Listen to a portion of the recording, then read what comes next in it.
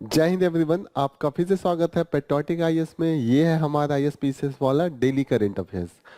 इस current affairs के under में हमने एक नया इनिशिएटिव स्टार्ट किया है कि ये डिस्कशन होलिस्टिक होगा। इसके बाद हम जो भी क्लास में डिस्कस करेंगे उसका पीडीएफ फॉर्म में आपको नोट्स प्रोवाइड किया जाएगा ताकि आपको रिवीजन करने में इजी हो।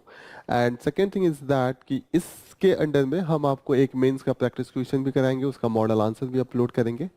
और प्रीलिम्स के जो 5-6 क्वेश्चन थे, मे बी 6-7, 5 से लेकर 10 क्वेश्चन आपको डेली बेसिस पे प्रैक्टिस करेंगे। They all have the standard of the UPSC and state PCS. तो अगर आप उतना करते हैं ऑन ए डेली बेसिस तो आप आराम से, कुछ नहीं तो ऑन ए डेली बेसिस अगर आप 300 डे भी ले लें एंड डेली बेसिस अगर आपको 7 क्वेश्चन कराया जाता है तो नियर अबाउट 100 क्वेश्चन आप एक साल में सॉल्व करेंगे। और जो भी आप, बिलीव मी, क्वेश्चन का स्टैंडर्ड यूपीएससी स्टेट पीसीएस का भी होगा।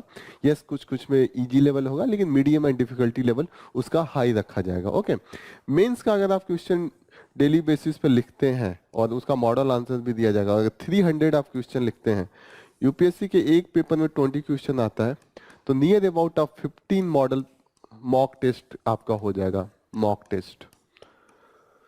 और ये देखिए, अगर डेली बेसिस पे आप 7 क्वेश्चन लगाते हैं, वो छोटा छोटा बूंद बूंद ही लगता है लेकिन बूंद बूंद से पूरा आपका घड़ा भर जाता है। तो अगर 100 से डिवाइड कीजिएगा, जो यूपीएससी का एक पेपर में क्वेश्चन आता है, 21 मॉक टेस्ट आपका कंप्लीट हो जाएगा। और आपके ऊपर सबसे अच्छी बात की बर्डन भी नहीं होगा, तो please do that.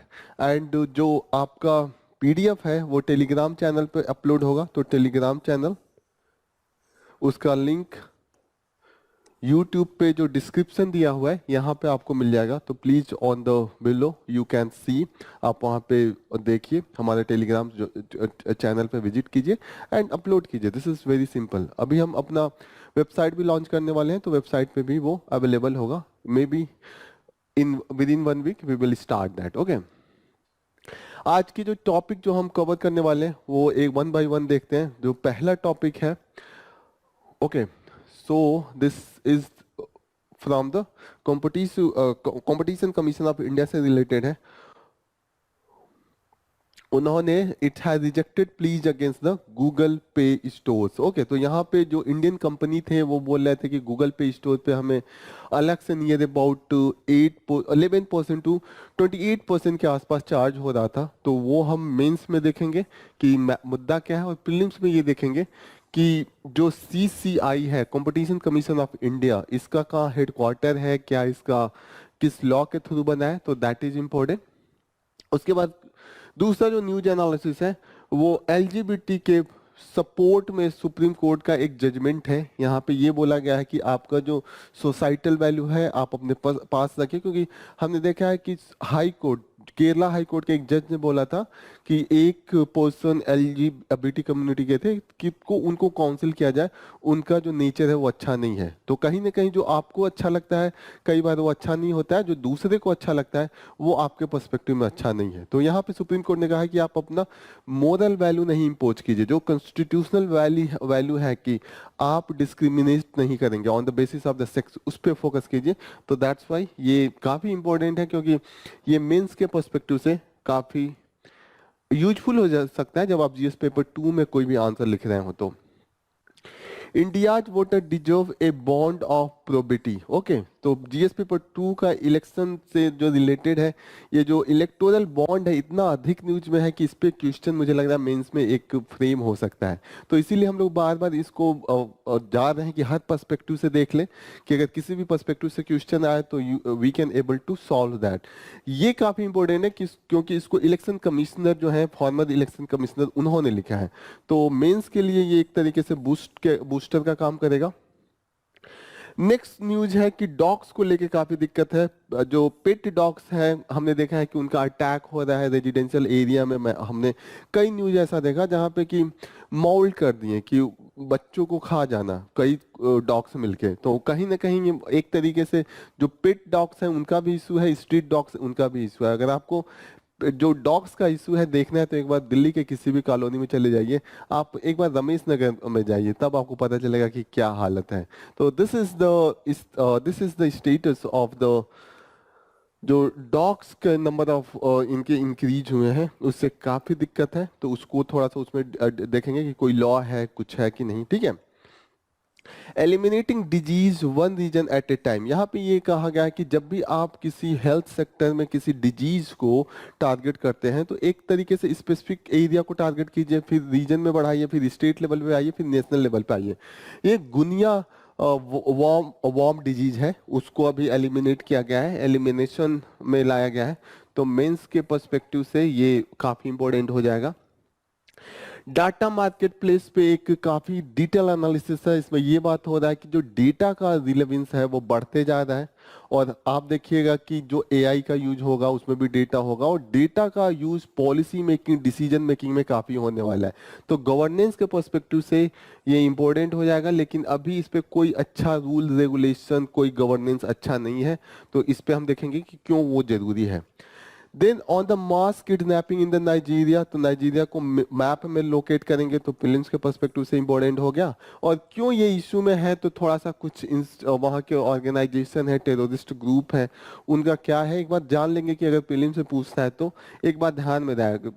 Okay, Why has the Karnataka banned the certain coloring agent? तो अभी हमने कुछ दिन पहले भी देखा था कि कलरिंग एजेंट जो हम लोग खाना खाते हैं, दिखने में जो फूड स्ट्रीट पे होता है, मंचूरियन आप लोग खाते होंगे, दिखने में काफी कलरफुल लगता है, अट्रैक्टिव लगता है, लेकिन काफी इसका हार्मफुल इम्पैक्ट है हेल्थ पे। तो जब भी आप कभी मंचूरियन खाने जाइए, या जो कैंडी वो कॉटन कैंडी होता है, जब भी खाइए तो वो भले दिखने में अच्छा होता है, उसका इम्पैक्ट बहुत है, निगेटिव इम्पैक्ट। तो प्रीलिम्स के पर्सपेक्टिव से देखेंगे कि ये कलरिंग एजेंट जो 3 दिया हुआ है उसका नाम देखेंगे कि अगर प्रीलिम्स से पूछ दिया तो वो ध्यान में रहे, और क्या उनका इम्पैक्ट है, तो थोड़ा बहुत मेंस में भी ये यूज हो सकता है। The slow and steady rise of mix reality technology, तो यहाँ पे हम पढ़ेंगे कि जो वर्चुअल रियलिटी होती है, ऑगमेंटेड रियलिटी होती है, मिक्स रियलिटी होती है, वो क्या होता है, तो उसके कॉन्सेप्ट को देखेंगे। तो प्रीलिम्स में ये काम आएगा, प्रीलिम्स में एक बार क्वेश्चन भी पूछा है तो वो भी हम सॉल्व करेंगे, और इसका कॉन्सेप्ट भी देखेंगे। तो ठीक है, दिस विल बी ऑल। तो स्टार्ट करते हैं। पहला न्यूज जो हमारा है, first news on on the front page, यहाँ पे ये बात हो रही है कि in SC centre defence appointment of new election commission. Okay, तो यहाँ पे ये बात हो रहा है कि जो अभी सेंटर पे काफी कुछ अटैक चल रहा था कि आपने जो अभी अपॉइंटमेंट किया है 2 इलेक्शन कमिश्नर का, वो आपने फेवरेबल तरीके से किया है कि आपके फेवर में जाए, बायस्ड है और कहीं ना कहीं अनकॉन्स्टिट्यूशनल है। इस पे सेंटर ने बोला है कि अनकॉन्स्टिट्यूशनल कैसे हो गया, हम अपना जो कॉन्स्टिट्यूशनल हमारा रिस्पॉन्सिबिलिटी है कि फ्री एंड फेयर इलेक्शन कराया जाए। सिर्फ एक चीफ इलेक्शन कमिश्नर थे, इलेक्शन 19 से था। अगर हम स्टार्ट नहीं, अगर 2 और को नहीं करेंगे तो एक तो संभाल नहीं पाएंगे, क्योंकि इंडिया का जो डेमोक्रेसी है वर्ल्ड का सबसे बड़ा डेमोक्रेसी है। तो यहाँ पे ये बोला गया, तो कहीं ना कहीं ये काफी डिफेंडेबल था यहाँ पे। ओके, इन्होंने अपोजिशन को भी जवाब दिया, अपोजिशन ने कहा था हमें बताया ही नहीं क्या गया। तो फिर उन्होंने जो अपोजिशन लीडर थे अधीर रंजन चौधरी, ये भी उस सेलेक्ट कमेटी के मेंबर थे। इन्होंने बोला था कि हमें जो एलिजिबल कैंडिडेट थे उसका लिस्ट दिया ही नहीं गया, 2 घंटा सोचने का मौका दिया गया। तो यहाँ पे ये बोले कि आपको 13 मार्च को ही लिस्ट दिया गया था, और आपको बताया गया था कि एक डेलिबरेशन कमेटी होगा, वहां बैठ के हमें सेलेक्ट करना है। तो आपका जो ये आरोप है वो सही नहीं है। तो कहीं ना कहीं ये देखते हैं, तो यहाँ पे सेंटर ने अपने आप को पूरे तरीके से डिफेंड किया है। ओके, तो necessary arising from the constitutional duty to conduct the election on the time, यहाँ पे ये बोला है, यही बोला है कि ये काफी इंडिया सबसे बड़ा डेमोक्रेसी है और हमें फुल मेंबर बॉडी चाहिए इलेक्शन कमीशन का, तो इसलिए हमने किया है। Chief election commission and election commissioner act के द्वारा भी हमने अपॉइंटमेंट किया था, तो इसी पे ज्यादा अटैक हो रहा है, क्योंकि इस पे सुप्रीम कोर्ट का जजमेंट भी था। उस जजमेंट का नाम है कि अनूप बर्नवाल केस, प्लीज याद रखिएगा। अनूप बर्नवाल केस में सुप्रीम कोर्ट ने बोला था कि चीफ जस्टिस ऑफ इंडिया भी इस कमेटी में होना चाहिए, लेकिन जो गवर्नमेंट ने लॉ बनाया उसमें चीफ इलेक्शन कमिश्नर को, चीफ जस्टिस ऑफ इंडिया को हटा के यूनियन मिनिस्टर को लाए हैं। तो यहाँ पे ये बात हो रही है कि यूनियन मिनिस्टर को लाया, तो कहीं ना कहीं आप बायसनेस कर रहे हैं।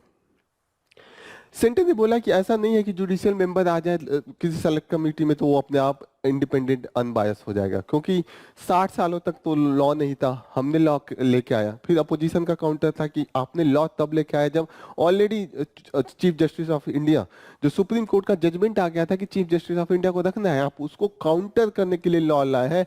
ऐसा नहीं है कि लॉ आपने बहुत एक पॉजिटिव वे में आया है, कोई उद्धार करने के लिए नहीं लाया, आप अपने फेवर में लाने के लिए लॉ लाए, ऐसा यहाँ पे काउंटर किया जा रहा है। Okay, Center said that this argument suffered from a fundamental fallacy that the presence of the judge would guarantee the independence of election commission। यहाँ पे फिर बोला जा रहा है कि ऐसा नहीं है कि मिनिस्टर आ जाए या कोई गवर्नमेंट ऑफिसर आ जाए तो उसका मतलब बायसनेस आ जाएगा अपने आप, क्योंकि एग्जीक्यूटिव भी बहुत एरिया में अपना डिसीजन लेती है, अपॉइंटमेंट करती है, तो अपने आप बायसनेस की बात कोई नहीं है। और इन्होंने कहा जो सुप्रीम कोर्ट का जो जजमेंट था वो just a stop gap arrangement था, एक बहुत ही परमानेंट नहीं था, टेम्पोररी था, स्टॉप गैप जो खाली जगह था उसको भरने के लिए था जब तक कि लॉ नहीं बना पाए।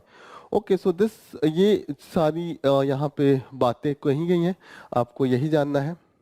नेक्स्ट न्यूज जो है, SC grants interim bail to the ED officer held by the Tamil Nadu DVAC in the bribery case. तो यहाँ पे ये है कि यहाँ पे सेंटर स्टेट का टसल चल रहा है। हमने देखा है कि सेंटर के ऑफिसर जो इन्वेस्टिगेशन और नए नए आरोप लगा के स्टेट ऑफिशियल पे जा रहे हैं, स्टेट मिनिस्ट्री पे जा रहे हैं, उसका काउंटर हो रहा है कि स्टेट का जो इन्वेस्टिगेशन ऑफिसर्स हैं, सीआईडी है, उनके जो पुलिस है वो सेंट्रल जो ऑफिसर है उनके खिलाफ इन्वेस्टिगेशन स्टार्ट कर रहे हैं। तो क्विड प्रो को रिवेंज ये सब चल रहा है। तो this is all about. Next important news है सीसीआई को लेके। सीसीआई का फुल फॉर्म है competition commission of the India. Okay, so competition commission of India यहाँ पे दिया हुआ है। इसका मेन काम क्या है कि इसका ये है कि मार्केट में जो कोई अगर कोई बिजनेस है, कोई इंडस्ट्रियल बॉडी हो, वो मोनोपोली करके कंज्यूमर का मिसयूज ना करे, उनको एक्सप्लॉइट नहीं करे, ये यहाँ पे ध्यान रखता है। तो यहाँ पे गूगल पे स्टोर जहाँ से आप लोग अपने ऐप स्टोर करते हैं, तो वहाँ पे ये था कि कोई और कंपनी का ऐप अगर वहाँ पे रख रहे थे या वहाँ पे ट्रांजेक्शन हो रहा था तो वहाँ पे गूगल प्ले स्टोर उससे बिलिंग पैसे कट कर रहा था, और नियर अबाउट 11% टू 28% जो टोटल ट्रांजेक्शन था उसकी वैल्यू का वो ले रहा था। जैसे आप गूगल पे जाए कुछ खरीदे किसी और कंपनी का, तो उसमें गूगल भी पैसा कट कर रहा था उस कंपनी से। जैसे उस कंपनी को आपने दिया 1000 रुपए, तो उसमें से 110 रुपए गूगल ले रहा था। तो अब गूगल, ये जो इंडियन सर्विस प्रोवाइडर थे जो वहां पे अपना ऐप चलाते हैं, वो चले गए कंपटीशन कमीशन ऑफ इंडिया का कि ये तो जस्टिफाइड नहीं है। कंपटीशन कमीशन ऑफ इंडिया का कि ऐसी कोई बात नहीं है, गूगल अगर पे स्टोर अपना चला रहा है तो उसका भी तो कुछ खर्च आ रहे हैं, और आप अगर उस पर अपना रखे हुए हैं स्टोर करके, आप उसका यूज कर रहे हैं प्लेटफॉर्म का, तो प्लेटफॉर्म का मेंटेनेंस कॉस्ट भी तो लगता होगा, तो इसीलिए आपको पे करना है, तो कोई दिक्कत नहीं है, ऐसा यहाँ पे बोला गया है। तो थोड़ा सा हम देखते हैं कि इसका जो बेसिक्स है कि कंपटीशन कमीशन ऑफ इंडिया का हेडक्वार्टर कहाँ पे है, न्यू दिल्ली में। स्टेट पीसेस के लिए बहुत इंपॉर्टेंट हो जाता है। कब ये बॉडी बनी थी? 2003 में बनी थी, और स्टैट्यूटरी बॉडी है। ओके, सो कंपटीशन एक्ट इस एक्ट का नाम था जिससे ये अथॉरिटी बनी थी। मेन काम क्या है इनका? Prevent anti competition practices, promote and protect the competition and ensure the freedom of trade. इन सभी में किसका? कंज्यूमर का फायदा होगा। अगर 4 लोग मिलके सामान बेच रहे हैं और वहां पे 4 आपके पास ऑप्शन है, तो कंज्यूमर को है ना कि उसको सस्ता भी मिल सकता है, महंगा भी मिल सकता है, और जो 4 लोग बेचेंगे तो कहीं ना कहीं वो आपस में कंपटीशन करेंगे तो सस्ता मिलेगा। यही है कि यहाँ पे कंपटीशन कमीशन ऑफ इंडिया ये देख रहा है कि कहीं चारों मिलके महंगा ना बेचने लगे। अगर चारों मिलके कुछ प्लानिंग करते हैं तो कंपटीशन कमीशन ऑफ इंडिया आएगा, कंज्यूमर जाके वहां पे एक तरीके से अपना कंप्लेन भी लगा सकता है। तो दिस इज ऑल अबाउट, वो डोमिनेंस को भी रोकते हैं कि ऐसा नहीं है कि सब मिलके या कोई एक कंपनी आ गई वही उस एरिया में है, वो जितना फायदा चाहती है उतना उठा रही है, तो इस सब को देखता है।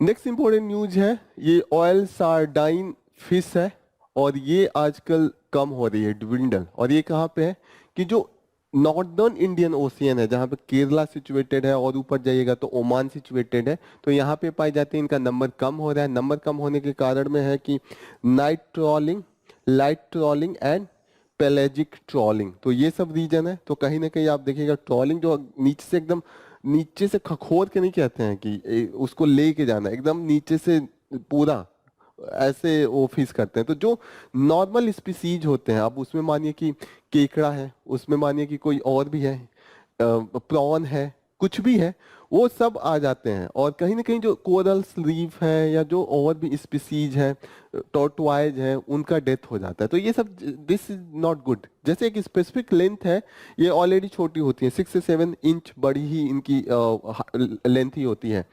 लेकिन ट्रॉलिंग जब होता है तो उससे भी कम लेंथ के डेथ हो जाता है। तो कहीं ना कहीं ओवरऑल ये जो वैरायटी है, स्पीसीज है, उनकी संख्या कम होने लगती है। तो सिर्फ आप ये याद रखिएगा कि इसका नाम है Indian oil sardine fish just, and what are the issue they are fishing, और इलीगल प्रैक्टिस भी वहां पे है। हाँ, ये यहाँ पे देखिएगा, ये इंटरेस्टिंग न्यूज है कि don't use the counselling to tone the LGBT person against their identity. यहाँ पे ये है कि अगर कोई एलजीबीटी कम्युनिटी से है तो उसको आप ज़्यादा समझाने की कोशिश मत कीजिए कि ये चीज़ें खराब हैं और ये चीज़ें अच्छी नहीं होती, आप नॉर्मलाइज हो जाइए, क्योंकि ऐसा चीज़ नहीं है। LGBT is also the normal thing. अगर किसी को अपनी आइडेंटिटी किसी दूसरे सेक्स से लगता है तो दैट इज नॉट बैड, वो तो उनकी है। हर चीज का अपना पर्सपेक्टिव होता है, हर चीज सब्जेक्टिव होता है, एक नजरिया होता है, कहीं आपका देखने का तरीका अलग होता है, उनका तरीका अलग होता है। तो यहाँ पे एक केस है, यहाँ पे सुप्रीम कोर्ट ने हाई कोर्ट को बोला है। इसमें हाई कोर्ट का एक केस था कि there were the two partners, वो एक साथ रहते थे। फिर अब ये होता है कि जब टू पार्टनर्स होते हैं और एलजीबीटी कम्युनिटी से है तो सबसे ज्यादा दुश्मनी फैमिली से हो जाती है, क्योंकि फैमिली की इज्जत की बात आ जाती है, फैमिली की एकदम शान की बात आ जाती है। तो फैमिली ही एट्रोसिटीज करने लगती है। अब एक को पकड़ के, दोनों फीमेल थे, एक को फैमिली ले गई अपने साथ। अब उसको बात भी नहीं करने दे रही थी, दूसरे पार्टनर के साथ रहने भी नहीं दे रही थी। अब ये केस बन जाता है जब आपको कोई एबडक्ट करता है, उठा के ले जाता है, तो वो केस बनता है हैबियस कॉर्पस का। आप पॉलिटी में पढ़ेंगे, हैबियस कॉर्पस का केस बनता है। और वहां पे ये होता है कि कोर्ट के पास आप जाते हैं कि किसी को बंधक बना के रखा गया है उसके इच्छा के खिलाफ। ओके, तो कोर्ट कहता है कि उस बॉडी को लाओ, हम डिसाइड करेंगे कि ये अपने इच्छा के अनुसार है कि किसी ने जबरदस्ती उसको बंधक बनाया है। तो ये हैबियस कॉर्पस है। हैबियस कॉर्पस का ये केस गया केरला हाई कोर्ट में कि इनके फैमिली ने उनको बंधक बना के रखा है। केरला हाई कोर्ट ने छुड़वाने की जगह पे केरला हाई कोर्ट ने एक काउंसलिंग करने के लिए किसी साइकोलॉजिस्ट को भेजा, एक कमिटी बनाई कि जाओ जाइए आप लोग काउंसलिंग कीजिए कि वो सुधर जाए। उसको लगा कि ये एलजीबीटी होना कोई खराब चीज है, तो उन्होंने काउंसलिंग किया। फिर अब जो भी बोला, उसके बाद जो दूसरा पार्टनर थी, उन्होंने अपने पहले पार्टनर के साथ आने से मना कर दिया, बोला कि अभी मैं कैरियर पे ध्यान दूंगी, I can not leave with you. Okay, तो फिर वो जो दूसरा पार्टनर थे वो सुप्रीम कोर्ट में गया। उन्होंने सुप्रीम कोर्ट से बोला कि कहीं ना कहीं काउंसलिंग करा के ये बदलना अपनी आइडेंटिटी को, ये भी फंडामेंटल राइट्स के खिलाफ है। जो राइट टू पर्सनल लिबर्टी है वो नहीं है, कहीं ना कहीं ये फोर्स है, एक तरीके से माइंड वॉश है। ओके, सुप्रीम कोर्ट ने हाई कोर्ट से बोला कि आपको काउंसलिंग करवाने की क्या जरूरत है, ऐसा तो है नहीं कि कोई क्राइम है, this is the normal thing. अगर आपको एब नॉर्मल लग रहा है तो ये आपकी गलती है, तो प्लीज डोंट डू दैट। तो इस केस में यही है, यहाँ पे यही लिखा हुआ है कि the Kerala high court had ordered the partner found to be with the her partner to be counselled, counselling करना पड़ेगा, ऐसा बोला। ठीक है, following this the high court had a women judicial officer interacted with her. अब women officer को भेजा कि समझाने के लिए, समझाइए। ओके, तो यहाँ पे सुप्रीम कोर्ट ने मना किया है कि please don't do that, they have their own morality. हम केवल कॉन्स्टिट्यूशनल मोरालिटी की बात करते हैं। कॉन्स्टिट्यूशनल मोरालिटी कह रहा है कि सेक्स के नाम पे डिस्क्रिमिनेशन नहीं होना चाहिए। ओके, तो here this is all about. तो अगर कभी एलजीबीटी पे क्वेश्चन आता है या मार्जिनलाइज क्लास पे आता है और एलजीबीटी का आप एग्जाम्पल लेके आप देख सकते हैं कि जो जो सोसाइटल थॉट होता है, हाउ नैरोड इट इज। और हाई कोर्ट के जज का ये माइंडसेट है। दिस जो हाई कोर्ट जो माइनॉरिटी, जो वल्नरेबल सेक्शन है, जो मार्जिनलाइज सेक्शन है, उसके राइट की बात करता है, वहां से ऐसे ऐसे जजमेंट और ऑर्डर आ जाते हैं। This is very irony for us as a society. Okay,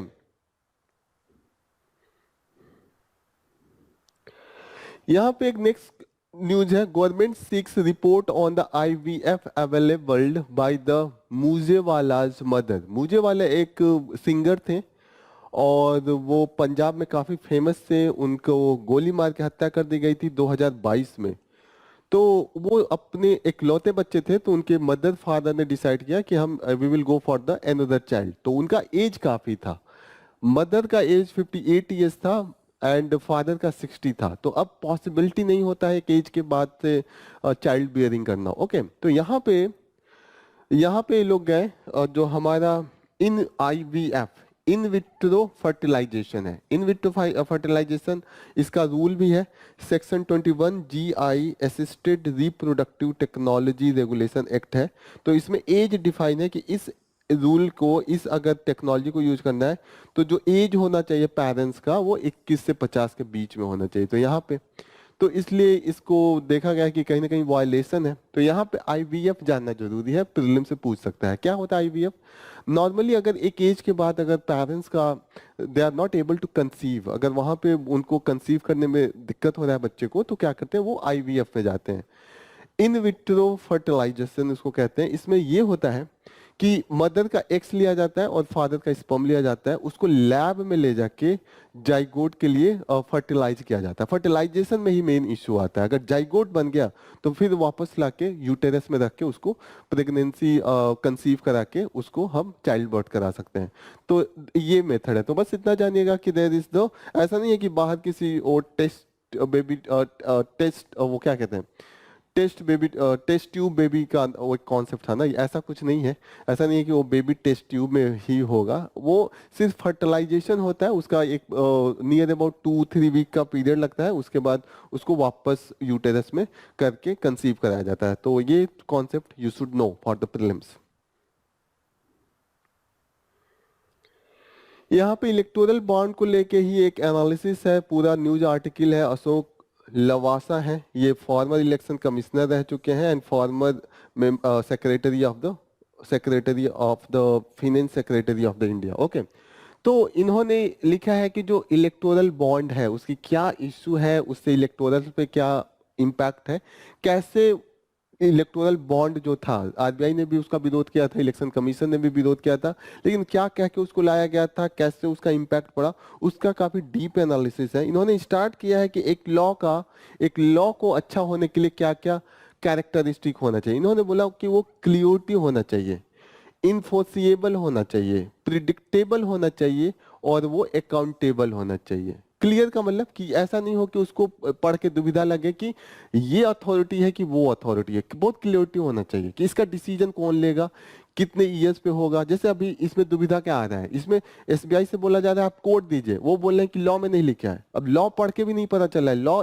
अगर क्लियर होता तो क्लियर कट पता था ना कि कोड देना है, नहीं देना है, रखना है। एक बार SBI ने बोला कि उसको डिस्क्लोज नहीं करना है, फिर SBI ने कहा कि हमें टाइम दे दीजिए, हम डिस्क्लोज कर देंगे।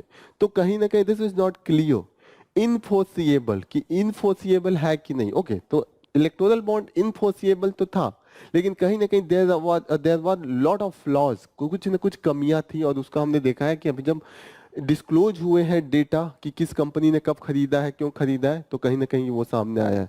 प्रिडिक्टेबिलिटी नहीं थी, क्योंकि उसका पहले से ही लग रहा था कि how that will be implemented, whether it is constitutional और नॉट। उतने सालों से वो कंटिन्यूअस सुप्रीम कोर्ट में बहसबाजी चल रही थी। एंड अकाउंटेबिलिटी, जब ट्रांसपेरेंसी नहीं रहेगी तो अकाउंटेबिलिटी नहीं रहेगी। ओके, तो यहाँ पे फर्दर डिस्कशन चल रहा है कि किस कॉन्टेक्स्ट में लाया गया था। वहाँ उस समय के जो हमारे फिनेंस मिनिस्टर थे अरुण जेटली जी, उन्होंने बोला था कि हमें जो फंडिंग है इलेक्शन का, वहां पे एलिमिनेट ब्लैक मनी करना है, उसके लिए हमने जादू लेके आए हैं और वो जादू है इलेक्टोरल बॉन्ड। इन्होंने पूरा बोला था कि lack of transparent method for the funding political parties, ये कंटिन्यू 70 साल से चला आ रहा है। कुछ एक्ट बने भी लेकिन उतने इम्प्लीमेंटेबल नहीं है। जो बीच में आए थे थोड़े बहुत अमेंडमेंट करके लाया गया था, इनकम टैक्स एक्ट को लाया गया था। इन्होंने बोला कि हम एक जादू देंगे, इलेक्टोरल बॉन्ड है और उससे ब्लैक मनी का एकदम इंड हो जाएगा। ओके, तो अब देखते हैं कि क्या उसका इंड हुआ। उसका ये काउंटर दिया गया था कि उनसे पूछा गया था कि कैसे इंड होगा, तो उन्होंने बोला बहुत ईजी है। यहाँ पे जो पहले डोनर होता था वो जाता था पैसे लेके पॉलिटिकल पार्टी को कैश देता था और वो अपना डिस्क्लोज नहीं करता था। ठीक है, XYZ कोई भी पॉलिटिकल पार्टी है, XYZ कोई भी पॉलिटिकल पार्टी है, उसको कैश में देता था। ये अपना नाम नहीं बताना चाहता था और कैश में देना चाहता था, तो उसका पैसा कहाँ से आया वो ट्रेस नहीं हो पाता था कि पैसे कहाँ से लाया है। पैसे तो यहाँ दे दिया, लेकिन पैसे लाया कहाँ से था, ट्रेस नहीं हो पाएगा। इसको डर ये लगता था जैसे कि 20,000 से ज्यादा रूल था कि 20,000 से ज्यादा देंगे तो आपको अपना आइडेंटिटी डिस्क्लोज करना पड़ेगा, और इसको लगता था कि अगर मैं आइडेंटिटी डिस्क्लोज किया और इसकी गवर्नमेंट नहीं बन गई, इसकी गवर्नमेंट बन गई, तो ये कहेगा कि जीता तो तुम उसे रहते, पॉलिसी मैं कैसे फेवर में बनाऊं। ओके, तो ये यहाँ जो पार्टी होगी वो तो इसके पीछे पड़ेगी। ओके, तो ये नहीं आना चाहेगा न्यूज में, चुपके चुपके इसको जाके बोलेगा कि 20,000 से कम वाले में कैश में दिखा दीजिएगा, पैसे मैं कैसे भिजवा दूंगा व्यवस्था करके। तो यहाँ पे होता था कि ये पैसे जो ला रहा है वो तो कैश में ला रहा है, तो ब्लैक मनी होगी। तो फाइनेंस मिनिस्ट्री ने कहा कि ऐसा है कि ये अब हटा दो, ये जो कैश वाला है इसको आना पड़ेगा बैंक में, बैंक से एक बॉन्ड खरीदेगा, पैसे यहाँ पे देंगे केवाईसी देके, केवाईसी से इनकी आइडेंटिटी पता चल जाएगी, तो पैसे कहाँ है बाद में अगर पता लगाना हो तो लग जाएगा, और ये आएंगे इसको बॉन्ड देंगे। तो ये पॉलिटिकल पार्टी भी है, वो बैंक में जाके ये बॉन्ड देके पैसे लेंगे, तो कहीं ना कहीं बैंक आ गया तो अकाउंटिंग आ गया। तो लेकिन अब ये नहीं प्रूव कर पाया कि बैंक अगर यहाँ पे है तो यहाँ एक सिर्फ बैंक में पैसे जमा कर देने से तो ब्लैक मनी व्हाइट से बदल नहीं जाएगा, हो सकता है ना ब्लैक मनी भी आप लाके व्हाइट में कन्वर्ट कर रहे हो। तो ऐसा तो है नहीं कि डायरेक्ट इनके पीछे चले जाएंगे, क्योंकि ये सेम लॉ में ये बोले कि ये भी लिखा है कि इनका डिस्क्लोज नहीं करेंगे किसी के साथ जब तक कि कोर्ट से ऑर्डर ना आए, और जब तक कि कोई जो इन्वेस्टिगेटिंग ऑफिसेज है या बॉडीज है वो ना आके मांगे इनके खिलाफ केस न दर्ज करें। तो जब तक केस नहीं होगा नॉर्मल कंडीशन में नहीं हो पाएगा। ओके, और उसके बाद एनोनिमिटी थी, उसके बाद वो बॉन्ड कितना भी खरीद के दे कोई पूछने वाला नहीं था, डिस्क्लोजर है ही नहीं। अभी भी अभी आज जजमेंट आया कि क्या है, तो अपोजिशन ने बोला कि जब आप सिर्फ बात कर रहे हैं कि केवल जब आपकी बात है कि बैंक में ही जाना चाहिए, तो ऑलरेडी एक इलेक्टोरल ट्रस्ट बनाया गया है, उसमें भी है कि पूरा अकाउंट में पैसे दे के बता के आप फंडिंग करेंगे, तो आप इसको फॉलो कर लीजिए। तो कहीं ना कहीं काउंटर तो उसी समय होने लगा था इसका कि है अल्टरनेटिव। ओके, यहाँ पे बोलते हैं कि defenders of the electoral bond argue that the investigating the source of the fund use for the bond purchase would be feasible.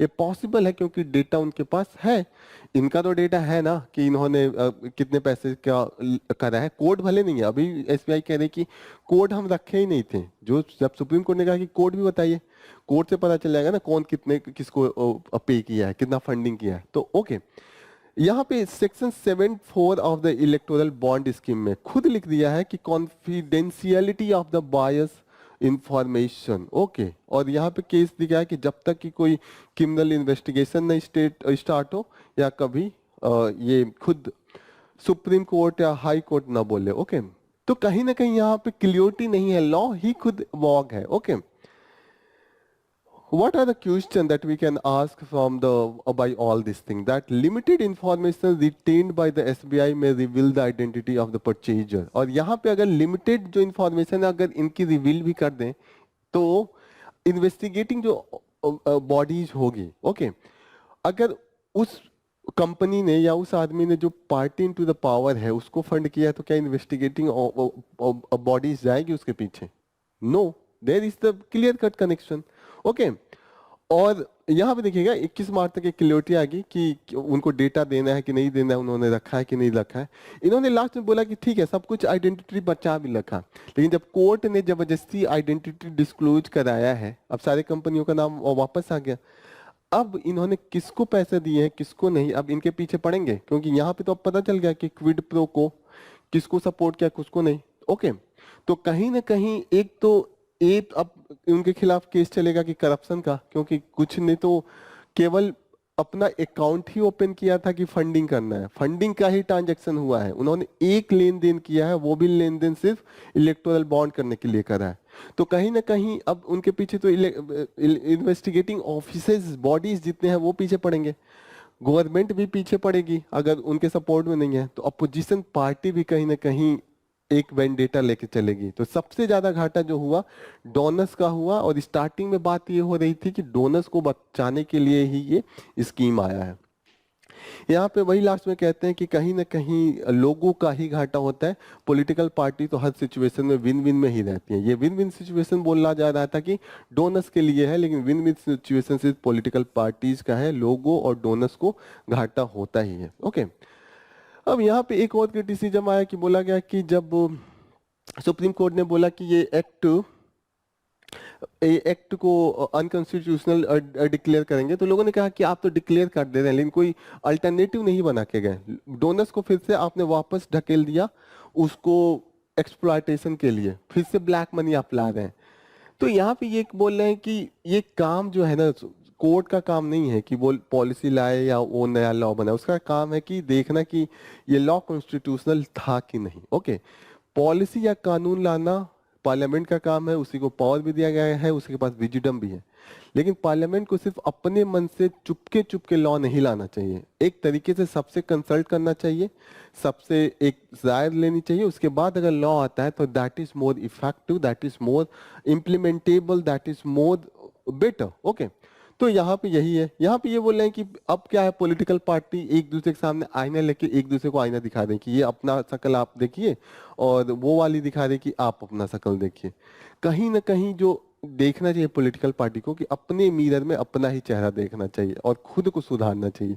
जो एक दूसरे की अकाउंटेबिलिटी ले रहे हैं, एक दूसरे को न लेके खुद का अकाउंटेबिलिटी स्टार्ट कर देना, then the people of India will deserve better representative. अभी की स्थिति यहाँ पे ये दिया हुआ है कि अभी हम जो चाहते हैं, यहाँ का पीपल जो गवर्नमेंट चाहती है, वो लोगों को क्या चाहिए, लोग तो हमेशा चाहते हैं अच्छा ही है, जो पहले से था अच्छा आ जाए, लेकिन कहीं ना कहीं लोगों को बाद में पता चलता है कि अच्छा की जगह पे ये और बुरा आ गया। तो people are always the main, जो जो सबसे ज्यादा घाटा होता है वो लोगों को ही सहना पड़ता है। यहाँ पे ये बोल रहे हैं कि लोग यहाँ के डिजर्व करते हैं कि बेटर गवर्नमेंट उनको मिले, जिस तरीके से गवर्नमेंट है उससे भी अच्छा, जो कि ऐसे पॉलिटिकल पार्टीज है, पॉलिटिकल सिस्टम हो जो ट्रांसपेरेंट हो, अकाउंटेबल हो।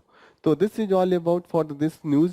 थोड़ा फिलोसफिकल है, थोड़ा आप ध्यान दीजिएगा, इसको एक बार आप रीड कीजिएगा, जब ये अपलोड हो तो काफ़ी इंटरेस्टिंग है, मेंस में इस पे क्वेश्चन आ सकता है, और अगर आपका इस पे कमांड है तो you can write any type of the answer.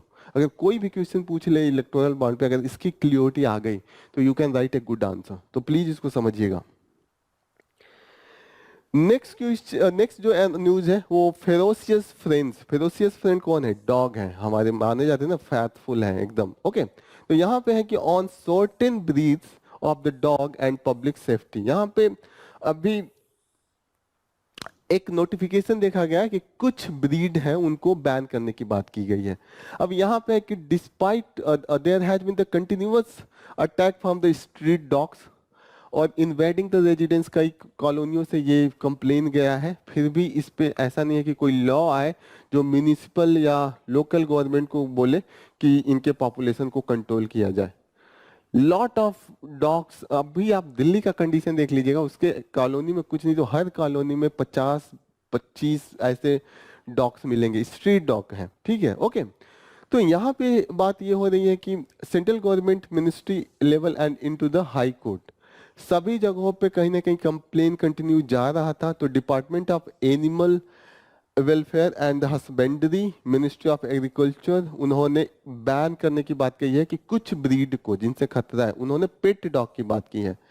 लेकिन यहाँ पे देखिएगा कि ये बोल रहे हैं कि पेट डॉग्स को छोड़िए, कहीं ना कहीं जो स्ट्रीट डॉग है उनसे भी तो अटैक हो रहा है, दोनों से ही उतना ही है। ओके, तो यहाँ पे देखेंगे कि फैटेलिटीज तो दोनों से हो रही है। ओके, और वो ब्रीड कोई भी हो, सबसे ज्यादा जरूरत ये है कि ये कंडीशन समझना कि क्या क्या कंडीशन है जब डॉग एग्रेसिव हो जाता है और वो अटैक करता है।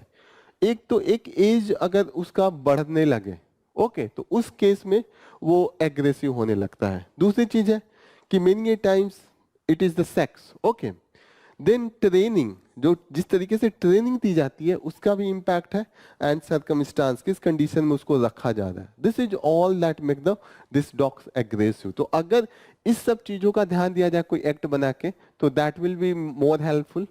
बिसाइड दैट ये भी बोला जा रहा है कि आप जो रिस्पॉन्सिबिलिटी है, अगर डॉग बाइट करे तो वो हमेशा किस पे जाना चाहिए, जो ओनरशिप है, responsible the ownership and accountability if the harm caused. Okay, तो यहाँ पे दिस इज ऑल अबाउट कि कैसे वी कैन बैलेंस। ठीक है, यहाँ पे बोला जा रहा है कि आपका राइट है टू रेज द डॉग्स और your pets, but there is also the you have to balance the public safety as well. तो आप इसको अगर डॉग्स, दिल्ली में काफी इशू है, दिल्ली से आपका क्वेश्चन पेपर भी बनता है यूपीएससी का कई बार, तो आप ध्यान रखिएगा दिल्ली में चीजें होती हैं उसके यूपीएससी में आने के चांसेस ज्यादा होते हैं। ओके, नेक्स्ट न्यूज है on the lure of the lucre on the 17th edition of the IPL and beyond। तो यहाँ पे ये डिस्कस किया गया है कि अब आईपीएल को ही देख लें, तो डिस्पाइट इलेक्शन हो या कोविड हो, कोई भी कंडीशन हो, आईपीएल एकदम बढ़िया चल रहा है, क्योंकि पैसे इतने हैं, अर्थ पे नहीं तो वो चांद पे भी करा लेंगे, ऐसा कहा जाता है। ओके, यहाँ पे इन्होंने बात की है कि कई ऐसे जो उसके प्लेयर्स हैं, जैसे अभी इन्होंने बात किया कि वुमेन्स प्रीमियर लीग हो रहा था, उसमें आरबीसी का विक्ट्री हुआ है, सेकेंड एडिशन का, वुमेन का भी स्टार्ट हो गया। इसमें देखा गया है कि आरबीसी का है तो औरों पे भी प्रेशर पड़ेगा। फिर इन्होंने बोला है कि इस जो आईपीएल है इसमें एमएस धोनी को देखें या जेम्स एंडरसन को देखें, इंग्लैंड के ये प्लेयर है, तो लोगों का एज 40 से भी ज्यादा है। तो ये दिखाता है कि कहीं ना कहीं अभी जो advancement in the sport medicine and fitness है उसका तो अच्छा इम्पैक्ट आ रहा है। ओके, फिर इन्होंने बोला कि साथ साथ अपकमिंग आईसीसी 2020 वर्ल्ड कप भी होने वाला है वेस्ट इंडीज में एंड यूनाइटेड स्टेट में। तो ये प्रीलिम्स के पर्सपेक्टिव से बहुत इंपॉर्टेंट है कि कहाँ होने जा रहा है ये वाला 2020 वर्ल्ड कप। तो West Indies and United state, वैसे आप लोग कंटिन्यू देखेंगे तो याद रहेगा ही। अगर ये मैच के पहले आ गया, पेपर हो गया, जून 14 को आपका पेपर होने वाला है, पेपर टल गया है 14 या 16 को, ओके 16 को होने वाला है आई थिंक। तो जून 16 को अब आपका पेपर टल गया, तो आपके पास जो टाइम बचा है प्लीज उसको यूज कीजिएगा for study. Okay, with the 10 teams competing the IPL is the massive commercial event. इतना पैसा मिल रहा है कि अब प्लेयर बोल रहे हैं कि हमें टेस्ट में नहीं खेलना है क्योंकि हमें आईपीएल में अच्छा परफॉर्म करना है। अब करोड़ों में पैसे मिल रहे हैं। ये हालत हो गया कि बीसीसीआई अब पैसे देता है कि आप टेस्ट क्रिकेट में पार्टिसिपेट कीजिए, तो भी लोग नहीं खेल रहे हैं। तो कहीं ना कहीं ये देखा जा रहा है कि जो नेशनल इंटरेस्ट है वो पैसे के आगे कम होने लगा है। तो दिस इज हियो that is talking about the priorities it over the national team duties. जो नेशन का टीम है वो अभी उतना मायने नहीं रखता, आईपीएल का टीम ज्यादा मायने रखता है। तो this is the irony with the this IPL. Okay, next important news है eliminating disease one region at a time. यहाँ पे ये बात हो रही है कि जब आपको एलिमिनेट करना है कोई डिजीज, तो ऐसा नहीं है कि आप पूरे नेशनल में एक ही बार स्टार्ट करते हैं। आप उसको बहुत स्ट्रेटेजिक रूप में, जहाँ पे ज्यादा इंटेंसिटी है, छोटे छोटे जो टुकड़े हैं, जहाँ पे पॉपुलेशन ज्यादा है, डिजीज अगर थोड़ा भी फैले तो ज्यादा इम्पैक्ट होगा, उस एरिया में डिजीज को पहले कंट्रोल करते हैं। ये किस कॉन्टेक्स्ट में है? गुनिया वॉर्म डिजीज है, उसको हमने एलिमिनेट करने के कागाज पे आ गए हैं। इसका अब केस सिर्फ 13 है, तो कहीं ना कहीं ये एलिमिनेशन के एकदम वर्ड्स पे है। ओके, तो यहाँ पे एक बार गुनिया वॉर्म डिजीज के बारे में थोड़ा देख लेते हैं। इसका जो पूरा नाम है, वो असली नाम है वो ड्रैकून कुलियासिस। यहाँ पे देखिएगा ड्रैकून कुलियासिस, इसको गुनिया वॉर्म डिजीज भी कहते हैं। किसके कारण होता है? पैरासाइट के कारण होता है। पैरासाइट इन्फेक्ट करेगा तो ये होगा। ओके, एंड किसके कारण होता है? पैरासाइट होगा, और पैरासाइट कहाँ से आएगा? वाटर से आएगा। अगर वाटर गंदा है, उसमें फ्लीज है, तो वो आपके पेट में जाएंगे और वो फ्लीज इन्फेक्टेड हो गुनिया वॉर्म के लार्वा से। अब ये पेट में गया, अभी तो लार्वा था, पेट में जाके वो मेट करेंगे और बड़े हो जाएंगे 1 साल में। ओके, फिर जो उसका एडल्ट फीमेल वॉर्म होगा, देखिएगा एडल्ट वाला ज्यादा अटैकिंग है। ओके, ये माइग्रेट करके स्किन सरफेस पे आएगा और धीरे धीरे आपके वो नीचे पैर के पास जाएगा और वहां पे वो आपका घाव बना देगा, और घाव बना के उसके अंदर से वॉर्म निकल के आएगा, और उसको निकलने में, उसको बाहर आने में कई वीक लग जाते हैं, और उतने दिन काफी दर्द होता है। बहुत बार ऐसा होता है कि वो जो घाव जहाँ बना होता है वहाँ इन्फेक्शन हो जाता है, डेथ के भी कंडीशन होते हैं। 100 में 1% डेथ का भी कंडीशन है। ओके, एक बार मैं पिक्चर दिखा दूं कि कैसे वो वॉर्म बाहर आता है। ये वॉर्म है, ये जो बांधा गया है माचिस की तिल्ली में, यही वॉर्म है। इसको हम खींच भी नहीं सकते क्योंकि अगर ये टूट गया अंदर ही तो कहीं ना कहीं वो सड़ता है अंदर और बीमारी हो जाती है, तो और ज्यादा दर्द होता है। तो इसको सिर्फ बांध के रखते हैं, वेट करते हैं कि कब तक के निकलेगा, तब तक आपको दर्द सहना है। This is that much painful. और ये पैर के देखिएगा नीचे वाले पोर्शन में होता है। तो यू शुड नो कि गुनिया वॉर्म डिजीज क्या है। अब ये टोटल न्यूज एनालिसिस क्या कहता है, पहला ये स्टार्ट करते हैं कि एलिमिनेशन और एरिडिकेशन इरेडिकेशन में क्या डिफरेंस होता है।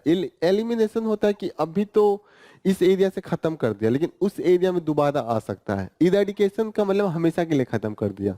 जैसे आप, एक बार मैं शो करूं, जैसे आप इस एरिया में हैं, यहाँ पे ये शो करेगा कि ठीक है इस एरिया में डिजीज था, अब आपने डिजीज हटा दिया, इस एरिया से गायब कर दिया। लेकिन ऐसा नहीं, डिजीज इस एरिया में है, यहाँ से आ सकता है, तो इसको यहाँ से एलिमिनेट करके ये ध्यान रखा जाता है कि इसके अंडर में ना आ पाए। तो उसके लिए क्या करते हैं, सर्विलांस लगा के रखते हैं, ट्रैकिंग करते रहते हैं कि इस एरिया में कोई भी दोबारा वो वाला केस ना मिले। इरेडिकेशन में ये होगा कि इस एरिया में तो एलिमिनेट हुआ, वो किसी भी एरिया में नहीं है, आसपास कहीं है ही नहीं, दूर दूर तक। तो कहीं ना कहीं री एंट्री का डर होता ही नहीं है, तो ये डर नहीं है री एंट्री का। तो ये परमानेंट सोल्यूशन है। इरेडिकेशन एकदम लास्ट स्टेज है, जब एकदम हम लोग कंप्लीटली उसका अंत कर दिए होते हैं, तो वो वाला कंडीशन है। ओके, अब यहाँ पे देखिएगा कि एलिमिनेशन क्यों इंपॉर्टेंट है, क्योंकि crucial for the improving the public health, तो इंपॉर्टेंट हो गया। Okay, it energise the public health system and enhance the primary care diagnostic as well as surveillance. Okay, तो ये सब का इम्पैक्ट पड़ता है ओवरऑल हेल्थ सिस्टम को, काफी पॉजिटिव रूप में इम्पैक्ट करता है। लेकिन ये इतना आसान भी नहीं होता है, उसके लिए पॉलिटिकल एंड ब्यूरोक्रेटिक कमिटमेंट चाहिए होता है, विल पावर होना चाहिए, क्योंकि बहुत इसमें एफर्ट लगाना पड़ता है। ऐसा नहीं है कि वो एक भी डिजीज हो उसको बहुत ट्रैक करना पड़ता है, you have to continuously inform. Okay, तो यहाँ पे ये चैलेंजिंग एंड रिसोर्स इंटेंसिव भी होता है। ओके,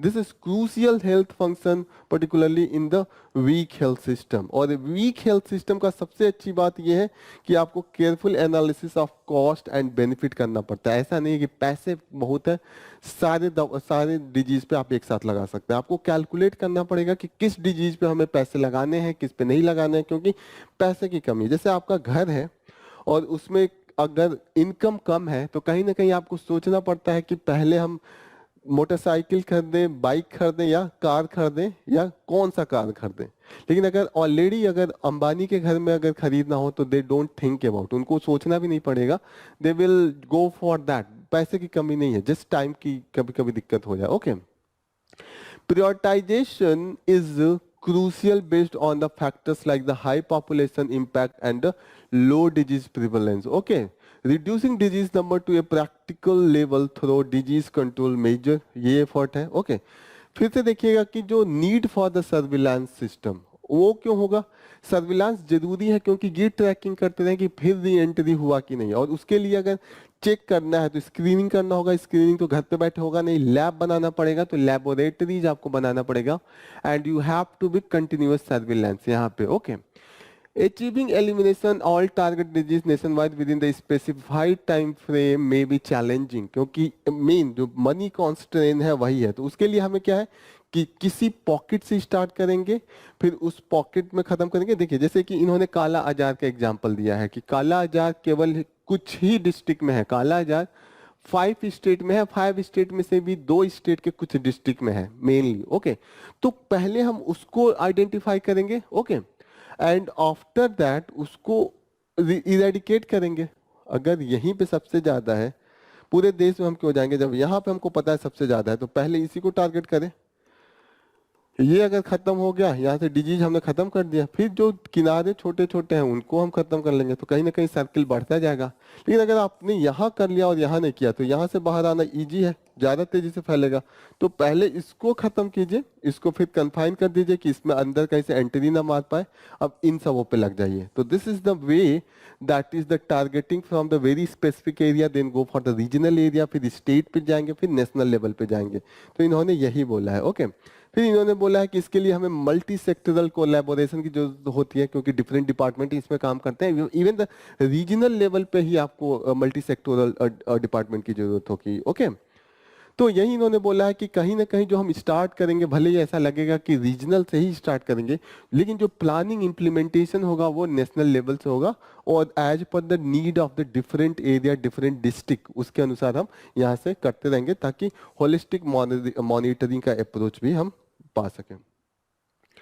नेक्स्ट न्यूज है data market place the next frontier. तो यहाँ पे ये बात हो रही है कि जो, एक बार मैं न्यूज भी दिखा दूं, यहाँ पे ये बात हो रही है नेक्स्ट, और इसका न्यूज है this is here, data market place next frontier. Okay, तो यहाँ पे ये बात हो रही है कि जिस तरीके से डेटा का यूज हो रहा है, जैसे डिजिटाइजेशन हम कर रहे हैं, एआई का यूज कर रहे हैं ज्यादा से ज्यादा, तो हमें कहीं ना कहीं जो इम्पोर्टेंस हो गया है कि डेटा को गवर्न अच्छे से किया जाए, ट्रांसपेरेंसी लाया जाए, उसको प्रॉपर तरीके से कंट्रोल किया जाए, ऐसा नहीं हो कि किसी और के हाथ में चला जाए जहाँ उसका मिसयूज हो सके। क्योंकि यहाँ पे ये दिखाया गया है कि अगर हम डिजिटाइजेशन एंड एआई पे नहीं करेंगे तो हम 5 ट्रिलियन का जो इकोनॉमी पहुंचना चाहते हैं वो इतना इजी नहीं होगा, क्योंकि जो इनका ही कंट्रीब्यूशन है $500 बिलियन, $500 बिलियन है इंडियन जीडीपी में नेक्स्ट ईयर 2025 में ही बात की गई है। ओके, कहाँ कहाँ इसका यूज कर सकते हैं? पब्लिक गुड हो गया है जो हमारा डेटा है। जैसे दो तरीके का डेटा होता है, एक तो पर्सनल डेटा और एक तो non personal data. Okay, personal data क्या होता है? पर्सनल डेटा में ये होगा कि data containing the identifiers through which an individual can be mapped. अगर मुझे मैप करना है तो वो डेटा बता देगा कि वो कौन सा इंसान है, कहाँ मिलेगा, उनका घर, पता, where, what is his blood group, सब कुछ बता के पर्सनल के पास तक पहुंचा देगा। ओके, अगर इस डेटा को छोड़ के, जो इसमें आता है उसको छोड़ के जितने भी डेटा होंगे वो नॉन पर्सनल डेटा के रूप में आते हैं। तो इसको नहीं डिफाइन है, ये डिफाइन है। ओके, तो ये भी एक दिक्कत है, चैलेंजिंग है। ओके, तो ये कहाँ कहाँ पे यूज होगा? क्योंकि ये पब्लिक गुड हो जाता है, क्योंकि इसका हम पब्लिक एनालिसिस, पब्लिक पॉलिसी बनाने में सब में यूज करेंगे। तो it can help predict the beneficial outcome in the areas like the meteorological forecast, कि कब कब अगर किस एरिया में कब कितने बारिश होने वाले हैं, या डिजास्टर मैनेजमेंट के किस एरिया में किस कैटेगरी के लोग हैं, कितने वल्नरेबल हैं, कितनों को जरूरत होगी, सबका वो हुआ। Infrastructure planning, already you have the different type of the location resources in that area, तो उससे ये पता चल जाएगा कि इंफ्रास्ट्रक्चर, रोड हम बना सकते हैं कि नहीं, रेलवे बन सकता है कि नहीं, ब्रिज की जरूरत है कि नहीं, सिटीजन्स बिहेवियर को भी हम इसका यूज कर सकते हैं डेटा का। मोबिलिटी पैटर्न, किस वहाँ पे कहाँ कंजेशन है, कहाँ पे ट्रैफिक है, वो सब कुछ हम कर सकते हैं। हाउसिंग ट्रेंड, एम्प्लॉयमेंट फोरकास्ट, सब कुछ में डेटा एनालिसिस का काफी यूज होगा। Okay, so this is all about, you should be knowing where it is we are going to use, ये आपको पता होना चाहिए। इसके लिए इंडिया में कोई प्रॉपर नहीं है लॉ एंड रेगुलेशन। इसके लिए अभी हाल ही में हमने एक कमेटी बनाई थी, उसके चेयरमैन क्रिस गोपाल कृष्णन थे।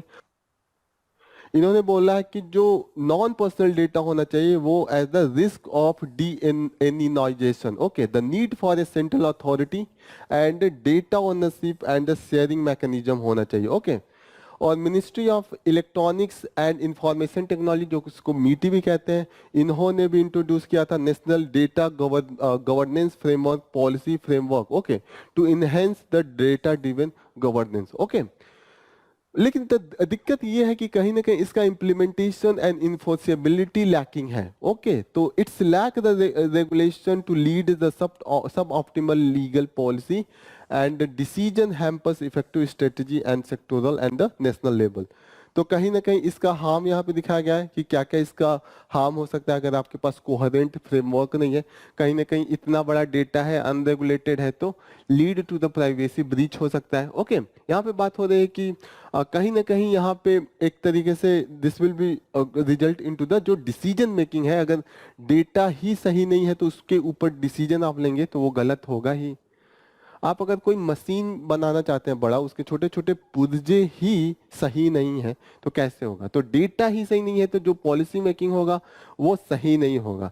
यहाँ तक कि lacks the practical guidance on the implementation. Okay, it's provide the abstract, जैसे नेशनल डेटा गवर्नेंस फ्रेमवर्क की बात कर रहे हैं तो एब्स्ट्रैक्ट प्रिंसिपल तो है, लेकिन जो इसके अंदर है वो practical guidance on the implementation वो नहीं है। ओके, जैसे की इशू की बात करें such as the stakeholders right, अगर इसको खतरे में हो सकता है, फ्रेमवर्क नहीं है तो data pricing, legal structure for the data exchange, ये सबको कहीं ना कहीं इसमें कमी है। अगर ये नहीं है तो हमें कहीं ना कहीं ये देखना है। यहाँ पे फिर उन्होंने बोला है कि what are the other area that we need to do. Okay, तो यहाँ पे first of all we need to do evaluate the national data governance framework. Okay, and there should be the interoperability. Interoperability का मतलब कि different sector अगर काम कर रहे हैं, जैसे अगर हेल्थ सेक्टर है एग्रीकल्चर सेक्टर से, उसके डेटा को यूज करके एक दूसरे का कुछ अच्छा डेवलप करें। फॉर एग्जांपल अगर डेथ हो रहा है फार्मर्स का कि केमिकल से, तो वो कहीं ना कहीं मेडिकल में आएंगे। मेडिकल कम्युनिटी को ये जांच करना होगा कि कौन सा फर्टिलाइजर ज्यादा यूज हो रहा है, तो कहीं ना कहीं वो उसको जाना पड़ेगा कि मिनिस्ट्री ऑफ एग्रीकल्चर उसके डेटा को देखना। तो एक दूसरे का डेटा ऑपरेबिलिटी यही यहाँ पे हो रहा है। ओके, तो there is need to okay, यहाँ पे ये भी बोल रहे हैं कि जो अगर अच्छा आपने फ्रेमवर्क बना दिया, it can reduce the administrative burden and promote the integration between the sectors. Okay, तो these are all benefits that has been mention. और यहाँ पे भी लास्ट में बताया कि कुछ कंट्रीज हैं जैसे कि ऑस्ट्रेलिया, यूके, इस्टोनिया, उन लोगों के पास ऑलरेडी डेटा एक्सचेंज पे फ्रेमवर्क है, वो इम्प्लीमेंट भी कर रहे हैं, उसका बेनिफिट हो रहा है। कहीं ना कहीं इंडिया का जो फॉर्मुलेशन होना चाहिए इस सबको लेना चाहिए। और साथ साथ जो इंडिया में ऑलरेडी कुछ कुछ इनिशिएटिव स्टार्ट हुआ, जैसे तेलंगाना स्टेट ने ऑलरेडी एग्रीकल्चर डेटा को एक्सचेंज करना स्टार्ट किया है। Ministry of housing and urban affairs, Indian institute of science have the collaboration for the all this data exchange। तो कहीं ना कहीं हमें इस सब चीजों को एक तरीके से ऑल स्टेक होल्डर को एक साथ लाके सबको अलाइन करना है और उनको एक ग्लोबल जो ट्रेंड है उस पर जाके एक फ्रेमवर्क बनाना है। इस पे क्वेश्चन कर लेते हैं। All on the all analysis, ये बहुत इंपॉर्टेंट है क्योंकि डेटा इस समय कोर पे है, सेंटर पे है, तो इस पे एक क्वेश्चन सॉल्व कीजिएगा। इसका मॉडल आंसर है, लेकिन अभी मैं कहूँगा कि आप खुद लिखिए। इसका मॉडल आंसर अपलोड किया जाएगा, लेकिन अच्छी बात ये होगी कि आप आंसर लिखें फिर मॉडल आंसर में देखिए अच्छा ये लिखना था। कुछ लिखेंगे 2-4 पॉइंट तो आप दिमाग दौड़ाएंगे ना, तो please try to write the answer first. Okay, question है evaluate the challenge associated with the regulation of the non-personal data in India considering the absence of comprehensive regulatory framework and implication for the governance and policy making। 250 word का है, 15 marks में आपके लिए होंगे। Okay, तो यहाँ पे आप कैसे स्टार्ट करेंगे? पहली बात हो रहा है कि चैलेंज बताना है, तो डायरेक्ट चैलेंज तो स्टार्ट नहीं करेंगे। पहले आप ये बताइए कि अभी जो पहले ही नंबर पे दिया था कि इसका हमने देखा था ना कि कितना जीडीपी में इसका शेयर होगा 2025 तक। 500 बिलियन डॉलर की बात कर रहे थे, तो कहीं ना कहीं 500 बिलियन डॉलर है ज्यादा है। 5 ट्रिलियन इकोनॉमी भी इंडिया को पहुंचनी है, तो कहीं ना कहीं इंट्रोडक्शन इसी से कर देंगे कि इंपॉर्टेंस दिखाएंगे। ओके, उसके बाद हम इसको लाएंगे कि चैलेंज हमने पढ़ा कि क्या क्या चैलेंज है जो हमने बनाया है अभी फ्रेमवर्क, वो इम्प्लीमेंटेबल, इन्फोर्सिएबल नहीं है। ओके, तो all this are the you should bring the challenge कि एक तो पहली बात की डिफाइन ही नहीं है इंडिया में, डेफिनेशन ही नहीं है प्रॉपर कि कौन किस तरीके का डेटा है। ओके, दूसरी चीज है कि इंफ्रास्ट्रक्चर, स्टोरेज, ये सब का भी इशू है, उस पर भी नहीं है framework. Okay, then you have to talk about the implication for the governance and policy making. तो हमने इतना इम्प्लीकेशन देखा था, जो देखा था कि जो हमारा प्रॉपर पब्लिक पॉलिसी जाएंगे, डिसीजन मेकिंग सही से नहीं ले पाएंगे, जो हम पॉलिसी बनाएंगे फ्लॉड होगा, मिसयूज हो सकता है शेयरिंग का, पर्सनल प्राइवेसी तक का आपका वायलेशन हो सकता है मास स्केल पे। तो ये सब आप इम्प्लीकेशन लिखेंगे, बाद में आप सजेस्टिव नोट के साथ इसका कंक्लूड करेंगे।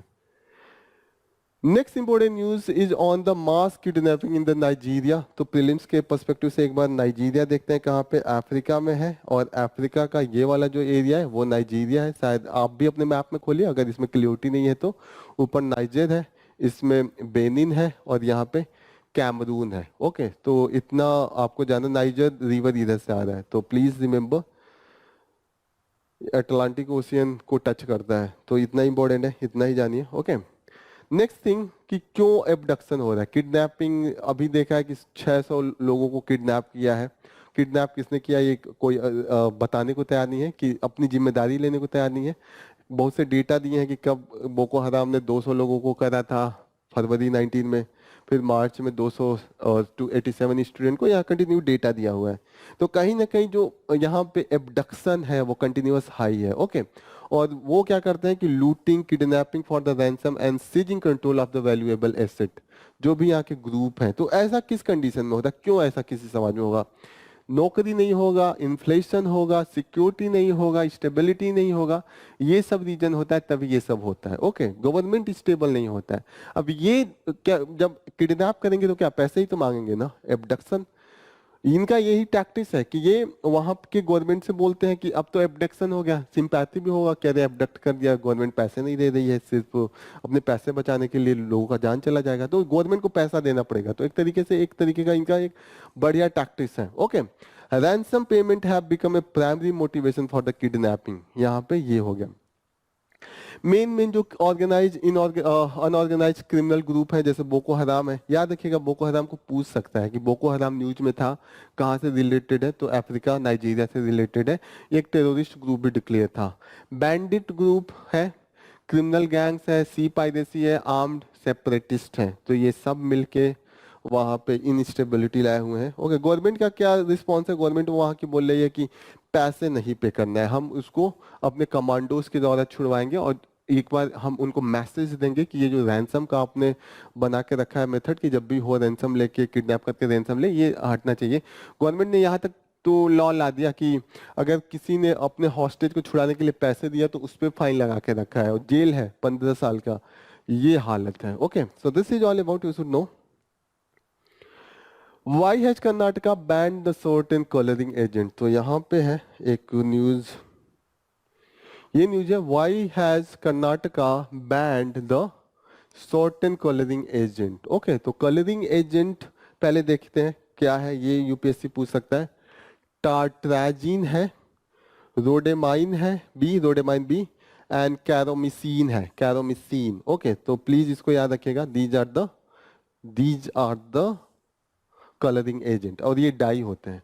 अब इनका है, ये दिखने में काफी सुंदर लगते हैं। जैसे आप कभी चाउमीन खाते होंगे ना, चाउमीन छोड़िए आप, ये मंचूरियन का जो कलर आपको अट्रैक्ट करता है ना, वो उसमें ये यूज होता है। आप पूछा कीजिए, क्योंकि खाने के चक्कर में हेल्थ का इश्यू आता है, और ये कई इसमें से कैंसरस है। जो रोडामिन बी है, इसका तो कंफर्म है कैंसरस है, उसको बैन भी कर दिया गया है। ओके, जो इंडिया में ये सब फूड प्रोडक्ट में अगर सेफ्टी नहीं है, इसकी स्टैंडर्ड को कौन देखता है? Food safety standard authority of India है, और उसको बनाया गया था food safety and standard act of 2006। Okay, ये देखिए गोभी मंचूरियन है, रोडामिन बी।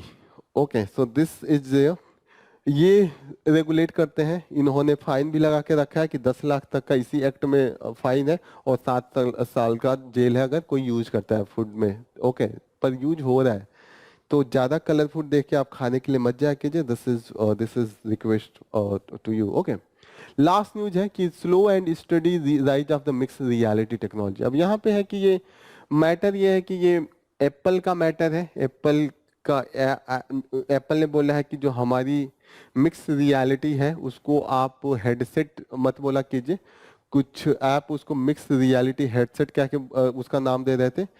तो एप्पल ने बोला है कि इसका नाम है स्पेशल कंप्यूटिंग ऐप। ठीक है, तो नाम का भी फर्क होता है, स्टाइलिश नाम होना चाहिए तो उसका बहुत इम्पैक्ट होता है। अगर आपको कोई शंभू कहे और कोई सैम कहे, तो शंभू जब सैम बन जाता है तो अलग ही उसका रुतबा होता है। तो यहाँ पे ये बोल रहे हैं कि स्पेशल कंप्यूटिंग ऐप बोल रहा है मुझे, ये हेडसेट वेडसेट मत बोलिए। ओके, तो ये ही बस इसमें है, आपको इसके कॉन्सेप्ट को जानना है कि what is the difference, what is the concept of this mixed reality and augmented reality. Simple सी चीजें, ऑगमेंटेड रियलिटी में ये होता है कि आप रियल में चीजें देखते हैं और क्लियरिटी से देखते हैं। एक एग्जांपल बताऊंगा, आपको समझ में आ जाएगा। जब आप कभी ट्रेवल कर रहे होते हैं तो आप गूगल मैप देखते हैं, तो उसी रोड पे आप जा रहे होते हैं, उसी पे को आप और अच्छे तरीके से मैप पे देखते हैं कि कहाँ पे क्लियरिटी है, कहाँ पे क्लियर सीधे रास्ता है, कहाँ पे ट्रैफिक है, कहाँ से रास्ता मुड़ना है। तो सेम टाइम में रियलिटी में ही आप रियलिटी को और अच्छे से देखते हैं। तो ये हो गया augmented reality. Augmented reality, this is that. Okay, यहाँ पे देखिए जैसे ये मोबाइल पे ही देख रहे हैं इसको और अच्छा बना के, तो इनको और क्लियरिटी से दिखेगा। वर्चुअल रियलिटी में आप रियलिटी में होते ही नहीं है, वर्चुअल में चले जाते हैं। आप रहेंगे यहाँ, हेडसेट लगा लिया, आपको लगेगा आप समंदर के अंदर तैर रहे हैं, और तैर भी रहे होते हैं, यहाँ पे बारिश हो जाए आपको पता नहीं चलेगी, क्योंकि आप रियलिटी में है ही नहीं। ठीक है, तो ये हो गया virtual reality. There will be the no component of the reality. इस पे यूपीएससी ने क्वेश्चन भी पूछा है 2019 में, अभी हम लोग सॉल्व करेंगे। ओके, फिर यहाँ पे है मिक्स रियलिटी। मिक्स रियलिटी में ये होता है कि आप रियलिटी में है, थोड़े थोड़े वर्चुअल में है। जैसे आप जब 3D मूवी देखने जाते होंगे, चश्मा उस्मा लगा के बैठ जाते होंगे, तो आपको वो थोड़ा सा, आप थोड़ा सा उसमें भी जाते होंगे, लेकिन आप रियलिटी में भी देख रहे होंगे, अगल बगल आपको महसूस हो रहा होगा, कोई एक खींच के मारेगा तो आपको पता चल जाएगा। ओके, तो this is the mixed reality. So please, you should know this is all about. I hope we have covered most of the area. Let's solve the question. Question solve करते हैं। पहला question, which of the following statement about non-personal data is are correct? It include data that can directly identify an individual. It has potential to be used at the public good. Okay. It is currently governed by the comprehensive regulatory framework into the India. Select the answer using the code given below. Okay. 1 and 2 only, 2 only, 2 and 3 only, none of the above. तो देखते हैं कौन सा सही है। पहला देखे सही है, it include data that can directly identify the individual. तो ये हमने बोल देखा था कि ये तो नॉन पर्सनल डेटा नहीं था, ये तो पर्सनल डेटा है कि वो उसको मैप करेगा इंडिविजुअल को। तो पहला गलत हो गया, पहला हमने गलत कर दिया। ओके, दूसरा, it has the potential to use public good. तो नॉन पर्सनल डेटा को ही तो पब्लिक में यूज करते हैं, तो ये सही हो गया। देखिए इससे आंसर आ सकता है क्या, 1 एंड पहला गलत, तो पहला इसमें है तो ये नहीं हो सकता है। दूसरा, ओके, पहला नन ऑफ द अबव, दूसरा सही है, तो या तो ये तीनों हो सकता है, अभी नहीं। फिर हमें देखना पड़ेगा तीसरे का। It is currently govern by the comprehensive regulatory framework in India. यही तो नहीं है, तो यही तो नहीं है, तो केवल सही कौन हो रहा है, केवल सेकंड वाला सही हो रहा है। तो सेकंड ओनली केवल किसमें, बी करेक्ट होगा, तो B is the correct answer. Okay, B is the correct answer.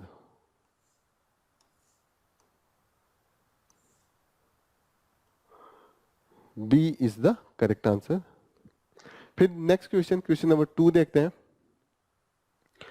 The expert committee chaired by Kris Gopalakrishnan was constituted to address issues related to regulation of e-commerce platform, non-personal data governance, development of India's 5G infrastructure, cyber security in banking sector. तो अभी हमने पढ़ा कि यही था, इसी के बारे में पढ़े। अभी तो इजी लग रहा है, लेकिन जब एग्जाम में आएगा तो थोड़ा कठिन हो जाता है। Question number 3, which of the following potential benefit can be derived from the application of advanced analytics and AI to the non-personal data? Improved meteorological forecast, better city planning and infrastructure development, enhanced disaster preparedness.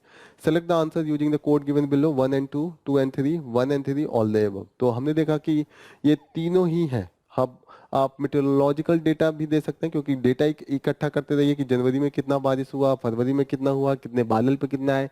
अगर data सब होता रहे तो जब उतना ही बादल दूसरी बार आएगा तो आप बता देंगे कि उस बार आया था तो इतना हुआ था, अभी उतना। जैसे अगर आपके पास डेटा हो कि किस कंडीशन में कितना बारिश आ रहा है, तो आप बढ़िया बता सकते हैं। साइक्लोन बनेगा नहीं बनेगा, आप ऑब्जर्व कीजिए, डेटा इकट्ठा करते रहिए।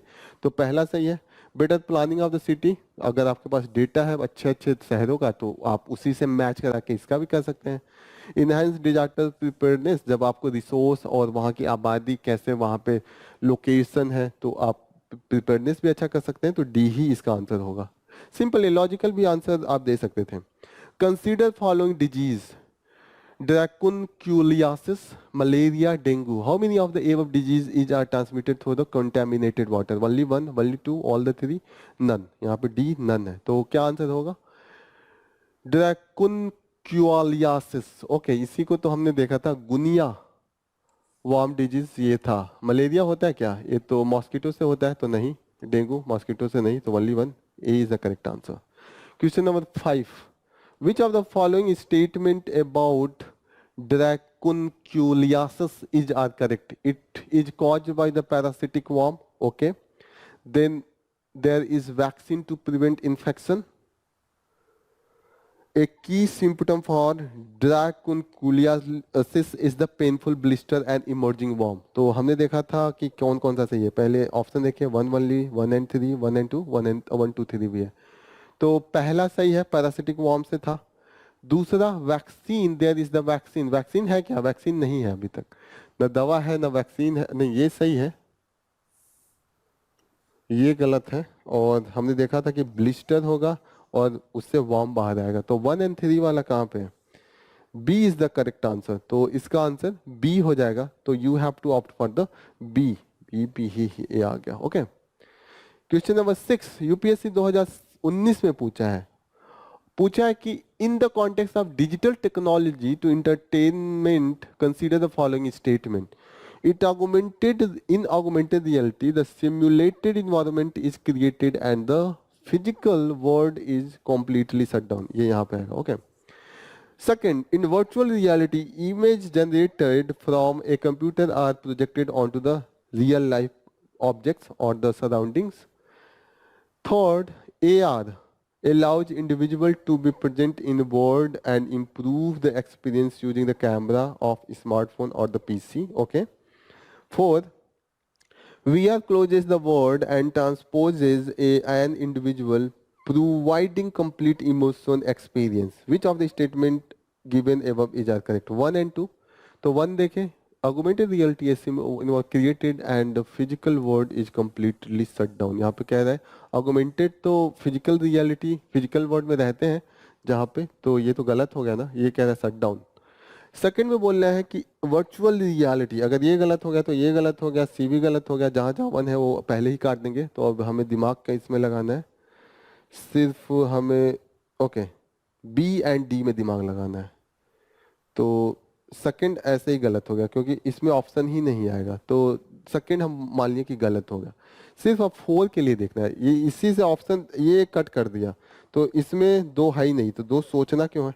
तो केवल हम 4 के बारे में देखें, 3 तो पक्का सही है, नहीं 4 तो पक्का सही है, 3 के बारे में चेक करना है। अगर 3 सही है तो सही है। तो AR allow individual to be present into the world, improve experience using the camera of smartphone or the PC। तो यस, ये हमें जो इम्प्रूव कर देता है, जो भी अगर हम कैमरा यूज करें स्मार्टफोन और पीसी का, तो कहीं ना कहीं B is the correct answer. So B will be the correct answer. So yes, this discussion we have completed all our session on this question, as well as we have completed all our topic on the this news. So here we will conclude our session. Before that, please you should be continuous, consistent with the whatever the topic that is going on. Lot of effort we are making to bring all this topic.